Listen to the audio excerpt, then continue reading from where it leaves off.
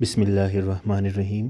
ایک عورت کا شوہر ہر وقت کسی نہ کسی مہمان کو گھر لے آتا اور اپنی بیوی سے کہتا ان کے لیے کھانے کا انتظام کرو۔ روزانہ وہ مہمان کے لیے کھانا تیار کرتی۔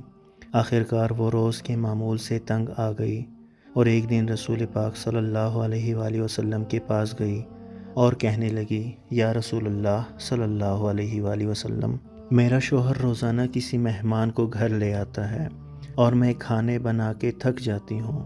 یا رسول اللہ صلی اللہ علیہ وآلہ وسلم، کوئی ایسا طریقہ بتائیں کہ میرا شوہر گھر میں مہمان نہ لے کر آئے۔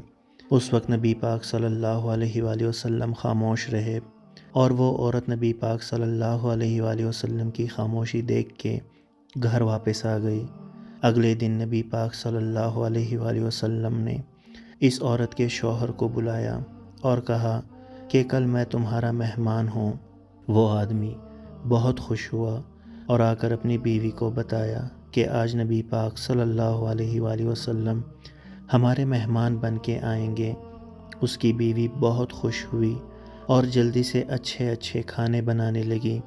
جب نبی پاک صلی اللہ علیہ وآلہ وسلم اس عورت کے گھر آئے تو نبی پاک صلی اللہ علیہ وآلہ وسلم نے اس کے شوہر سے کہا کہ جب میں کھانا کھا کے واپس جانے لگوں تو اپنی بیوی سے کہنا میرے گھر سے نکلنے تک پیچھے دیکھتی رہے۔ اس کی بیوی نے ایسا ہی کیا۔ جب نبی پاک صلی اللہ علیہ وآلہ وسلم واپس جانے لگے تو اس عورت نے کیا دیکھا کہ رسول اللہ صلی اللہ علیہ وآلہ وسلم کے ساتھ بچھو، سانپ اور کیڑے مکوڑے سب ساتھ جا رہے تھے۔ وہ یہ منظر دیکھ کے بے ہوش ہو گئی۔ اگلے دن وہ پھر نبی پاک صلی اللہ علیہ وآلہ وسلم کے پاس گئی تو حضور نبی کریم صلی اللہ علیہ وآلہ وسلم نے اس عورت کو بتایا کہ مہمان اپنا نصیب خود لے کے آتا ہے اور جو مہمان کے لیے محنت کی جاتی ہے اس کے بدلے جب وہ واپس جاتا ہے تو ساتھ اس کے گھر سے ساری بلاؤں اور اس گھر کے سارے گناہ ساتھ لے جاتا ہے۔ سبحان اللہ۔ حضرت موسیٰ علیہ السلام نے عرض کیا، پروردگار مجھے کوئی چیز سکھا دے جس کے ساتھ میں تیرا ذکر کیا کروں یا میں اس کے ساتھ تجھ سے دعا کیا کروں۔ فرمایا، موسیٰ لا الہ الا اللہ پڑھا کرو۔